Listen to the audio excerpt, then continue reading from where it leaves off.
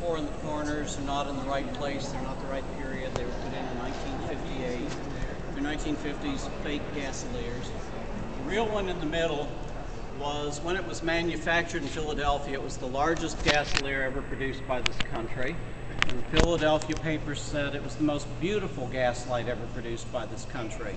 There were 48 gas burners in it and 3 circular tiers of lights, the biggest one in the middle. And it was a celebration of who we were, where we had come from, and where we had gotten to. It had our 3 cash crops in it, and fully formed in metal. There were tobacco plants blooming, there were corn plants with ears of corn, and there were cotton blossoms on the plant, on the branches to the gas tubes. It also had buffalo. They were about this long. There were 6 of them circling the top of it because they were a native animal in Tennessee, until our ancestors killed every last one of them. But that's why there's a buffalo river, a wolf river, and an elk river in Tennessee. They all used to be here. Also in it, they had Native Americans. They used to be here until Jackson had the Indian removal in the 1830s, so there were Native Americans standing in it. And by the 1880s, the Shelby County delegation was sitting under it, and it made them very nervous.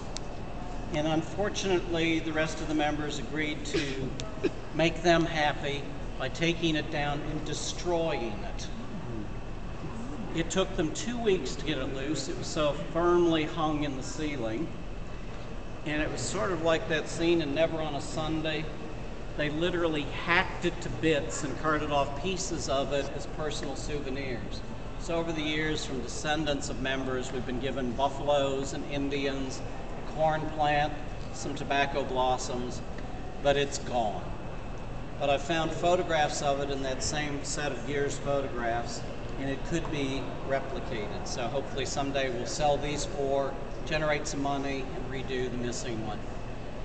One of the things we finally were able to do in both this chamber and the Senate is only about 5 years old, I guess now.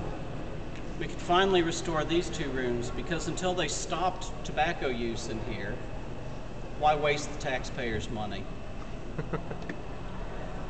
So initially, the legislature had passed a law where no one could smoke in a state building except them. We're above the law. We make them so we can exempt ourselves from them. So they could smoke in this building and in the Legislative Plaza and the War Memorial. So after several years of school children coming in, why are you smoking? That's bad for me. They finally shamed them into banning themselves from smoking in the People's Building. So they don't do that anymore. So we cleaned the walls, we put in period carpeting, period draperies. They had destroyed the original valances up there, those horizontal golden things. They'd been over the windows for over 100 years. They crashed those in the 1950s. They trashed the marble rostrum up there. It was the same red and white marble as the screen and the fauces up there that you see. And I think the architectural and engineering marvel in this room are these 16 columns. Those columns, the base, the shaft, and the capital at the top, that's one single piece of limestone. So that's like when the Pharaoh was erecting a memorial obelisk in Egypt. If you cracked it in the quarry, it stayed in the quarry. If you cracked it lifting it in the quarry, it stayed there. If you cracked it moving it, it didn't come in here. If you cracked it lifting it, you couldn't use it 16 times perfectly. And they're still there holding up the roof of the Capitol building. So quite an engineering feat.